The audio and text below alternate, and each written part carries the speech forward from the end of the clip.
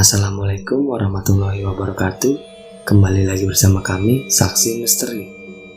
Di video kali ini, saya akan menceritakan sebuah kisah misteri tentang teror dari si Gundul. Kisah ini diangkat dari seorang narasumber yang dimana nama dan tempat sudah kami samarkan agar menjaga dari hal yang tidak diinginkan di kemudian hari. Kisah ini menceritakan tentang si Gundul yang mati dikeroyok oleh warga sekampung. Tapi sebelum masuk ke ceritanya, jangan lupa ambil posisi yang paling nyaman dan bunyikan tombol lonceng notifikasinya.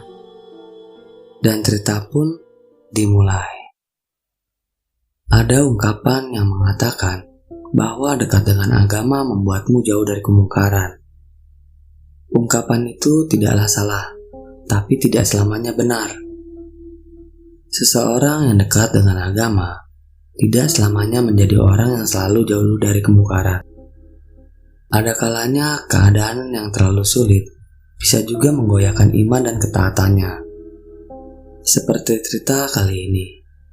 Cerita ini merupakan cerita nyata yang pernah terjadi di kampung tempat kakekku tinggal. Namaku Tono. Kejadiannya terjadi saat usiaku sekitar umur 12 tahun. Usia yang cukup bagiku untuk bisa dengan jelas membedakan cerita mana yang benar atau hanya sekedar isapan jempol belaka. Di kampung tempat kakekku tinggal, ada seorang pria yang biasa dipanggil si Gundul. Aku saat itu memang tidak tahu siapa nama sebenarnya dari pria itu. Tapi semua orang di kampungku memanggilnya dengan nama itu, si Gundul. Bahkan sampai ke anak-anak kecil pun mengenalnya si Gundul. Dan aku biasa memanggilnya dengan sebutan Pak Le Gundul atau Lek Gundul. Lek Gundul adalah pemuda biasa yang jelas merupakan gambaran dari orang kampung yang nyata. Sifatnya yang ramah dan senang mengasuh anak-anak di lingkungannya membuatku sangat suka berada di dekatnya. Kehidupannya sederhana dan jauh dari kata berandalan. Lek Gundul hanyalah seorang anak dari seorang janda tua.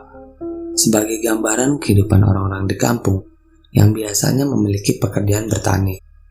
Lek Gundul tidak memiliki tanah ataupun sawah yang bisa digarap. Sehari-hari dia menjadi buruh serabutan dengan membantu warga-warga yang membutuhkan tenaganya. Kadang dia menjadi buruh tani dengan membantu memanen hasil ladang warga sekitar. Dan kadang pula ia menjadi kuli bangunan. Biasanya bila tidak ada orang yang membutuhkan jasa Lek Gundul menghabiskan waktunya di kuburan atau di langgar desa. Dia membersihkan setiap makam dan menjadi tenaga kebersihan tempat ibadah tersebut tanpa bayaran. Lek Gundul terkenal taat agama, sembayangnya rajin. Dia bahkan sering mengajariku dan yang lainnya doa-doa sehari-hari. Selepas semua kesibukannya, biasanya setiap sore Lek Gundul menyempatkan waktunya untuk bermain-main dengan anak seusiaku atau di bawahku. Orangnya lucu dan sangat pintar jika bercerita. Biasanya dia menceritakan sebuah cerita pahlawan yang berjuang melawan penjajah. Sore itu aku tidak melihat Lek Gundul di lapangan tempat biasaku bermain. Biasanya jam segitu, dia sudah mendongeng di depan teman-temanku. Tapi kali ini sama sekali tidak nampak raut wajahnya yang ceria di sana. Saat kutanya kepada temanku yang lain, mereka juga tidak ada yang tahu di mana keberadaan Lek Gundul. Ya, sepertinya hari ini kurang seru tanpa kehadirannya, pikirku. Kami akhirnya tetap bermain. Kuhabiskan sore itu untuk bermain bola dengan anak-anak lain seusiaku. Sampai waktu azan maghrib tiba, kami pun kembali ke rumah masing-masing. Saat di rumah, aku melihat kakek dan nenek sedang serius mengobrol di ruang keluarga. Seperti ada topik pembicaraan yang sangat penting. Aku yang memang sangat dekat dengan keduanya, mencoba ikut nimbrung dengan kakek dan nenek.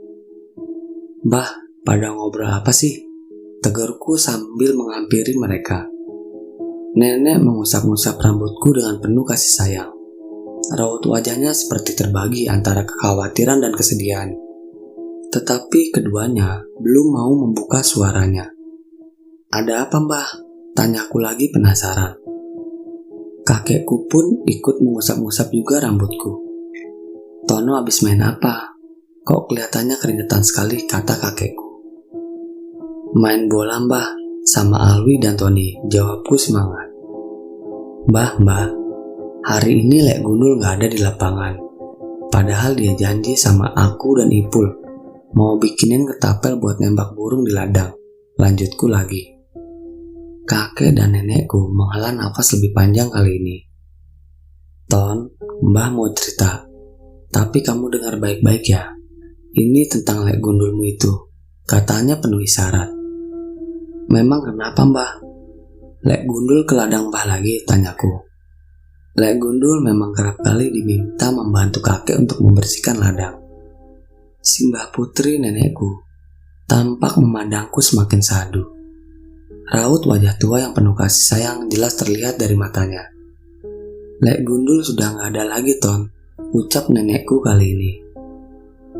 "Loh, memang kemana, Mbah? Pergi jauh ya? Ikut orang merantau?" tanyaku semakin kebingungan.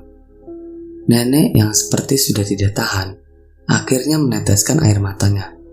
Jatuhnya tepat ke atas jidatku waktu itu. Aku masih ingat betul. "Baru tadi sore, Mbah dapat kabar dari Pak Kades. Lek Gundul sudah meninggal." Kata-kata kakek yang barusan spontan membuatku kaget. Siapa yang bakal menyangka tiba-tiba akan mendengar kabar meninggalnya dari orang yang sudah sangat dekat denganku itu. Alhasil tanpa peringatan, aku pun ikut menangis saat itu juga. Kurekam jelas di kepalaku bagaimana Lek Gundul sudah kuanggap seperti pamanku sendiri. Setiap kebaikannya melayang di pikiranku. Setiap senyum lugu dan ramahnya memenuhi ingatanku. Dan sekarang aku harus menerima kenyataan bahwa semuanya itu sudah tidak ada lagi. Aku sulit membayangkan bagaimana hari-hari nanti tanpa adanya kehadiran dari Lek Gundul lagi. Singkat cerita, kabar mengenai kematian Lek Gundul menyebar luas. Semua warga di kampung membicarakannya.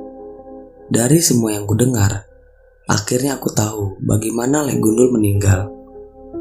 Sore itu saat aku dan teman-temanku sibuk bermain, ternyata Lek Gundul masuk ke rumah seorang warga di kampung lain yang jaraknya lumayan jauh dari kampungku.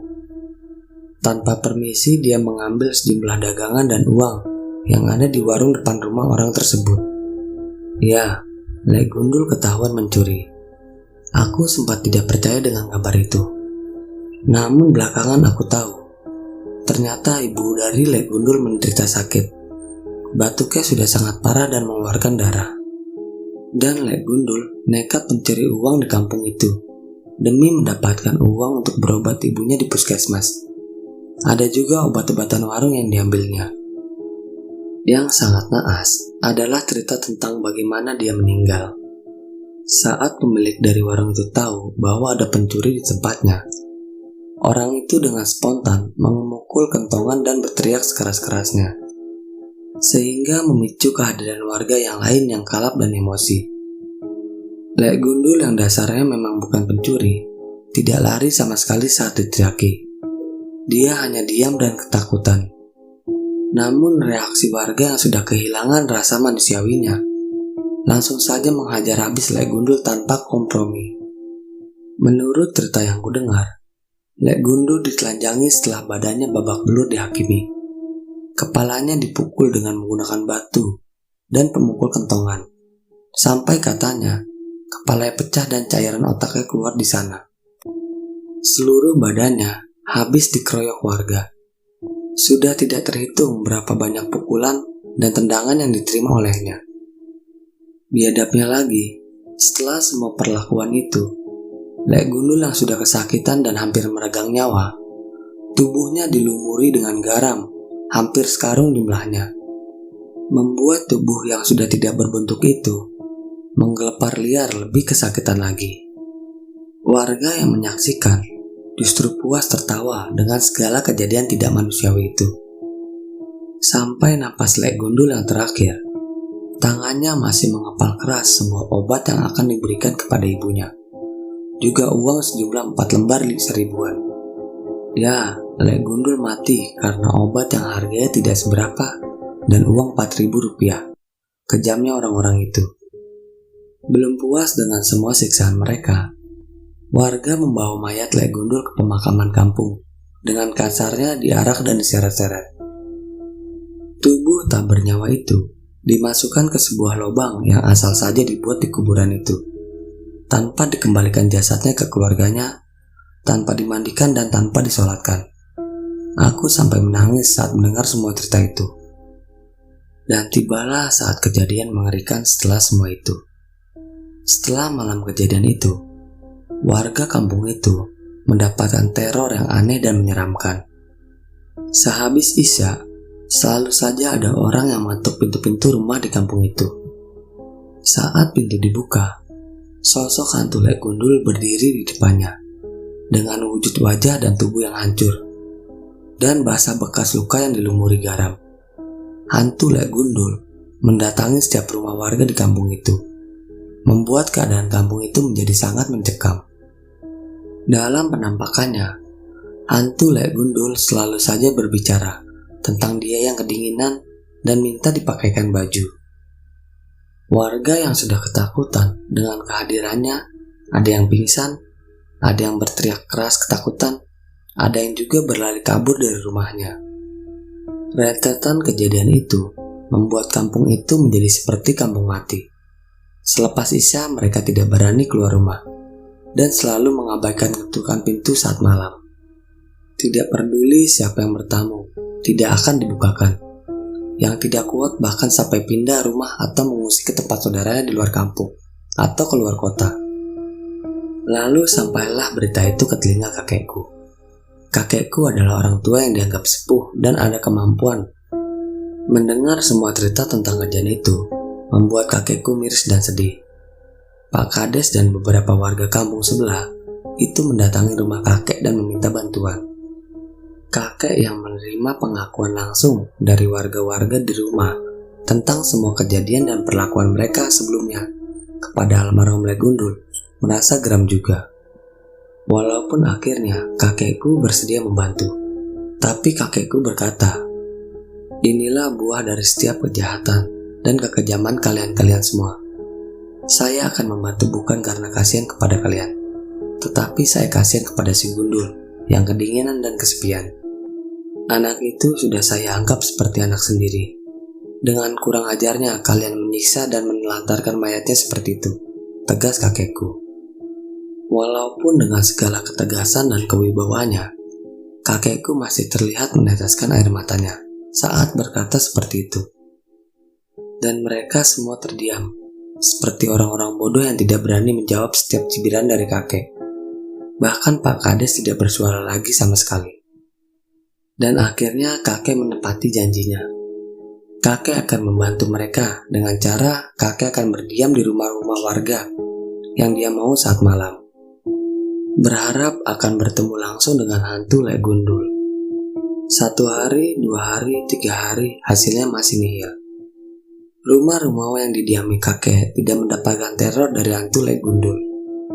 Kakek seperti berburu hantu. Saat semua orang ketakutan, kakek justru berharap-harap bisa menemui hantu Lek Gundul secara langsung. Dan di hari keempat, atas izin Allah dan semua usaha yang dilakukan, akhirnya kakek bertemu langsung dengan hantu Lek Gundul. Di jam 2 pagi, ketukan pintu jelas terdengar dari pintu rumah yang saat itu ditinggali kakek. Dengan membaca beberapa doa, kakek membukakan pintunya. Dan benar saja, di depannya jelas terlihat hantu Lek Gundul, persis dengan segala cerita dan pengakuan warga yang pernah melihatnya juga. Dengan tenang, kakek menghadapi hantu tersebut. Ditatapnya penampakan itu dengan tidak ada rasa takut sama sekali. Menurut cerita langsung dari kakekku, kakek mengajak ngobrol hantu Lek Gundul. Dengan dialognya itu akhirnya kakek tahu apa yang bisa membuat teror ini berhenti. Ternyata hantu Lek Gundul hanyalah meminta jasadnya disemayamkan dengan baik, dikuburkan dengan layak agar arwahnya bisa tenang. Itu saja. Sungguh ironi. Bahkan di wujudnya yang diserupai oleh hantu, Lek Gundul tetaplah baik dan sederhana. Hantu itu tidak menuntut balas dendam, seperti yang biasa diceritakan di film-film. Hanya meminta pemakamannya yang layak dan dia pun ikhlas. Dan benar saja, setelah semua itu dilakukan, teror hantu Lek Gundul sudah tidak ada lagi. Semua permohonannya dilakukan, bahkan warga menutup nisan dari makam Lek Gundul dengan kain putih. Keadaan kampung itu kembali aman dan tenang, dan menyisahkan ibu dari Lek Gundul yang sakit-sakitan seorang diri. Dan setelahnya warga beramai-ramai mengurus ibu Lek Gundul tersebut. Setiap biaya hidup dan obat yang diperlukan ditanggung bergantian oleh warga. Sampai ajalnya pun tiba. Jenazah dari ibu Lek Gundul tepat ditempatkan di sebelah makam Lek Gundul. Kini warga sudah bisa hidup dengan tenang, dan pelajaran yang sangat berharga pun mereka dapatkan. Bahwa setiap perbuatan main hakim sendiri bukanlah solusi dan kebenaran. Setiap kesalahan ada hukumannya, dan bukan kita yang berhak menghukumnya dengan sewenang-wenang. Sampai hari ini, makam keduanya masih ada, dan masih suka diziarahi oleh orang-orang. Menyisakan ingatan sedihku mengenang almarhum Lek Gundul. Orang yang baik budinya, tapi harus menerima hukuman yang tidak layak akibat sedikit saja kelalaian. Dan cerita pun selesai. Bagi teman-teman yang menonton video ini sampai habis, saya ucapkan terima kasih banyak. Dan nantikan video-video dari saksi misteri selanjutnya. Wassalam.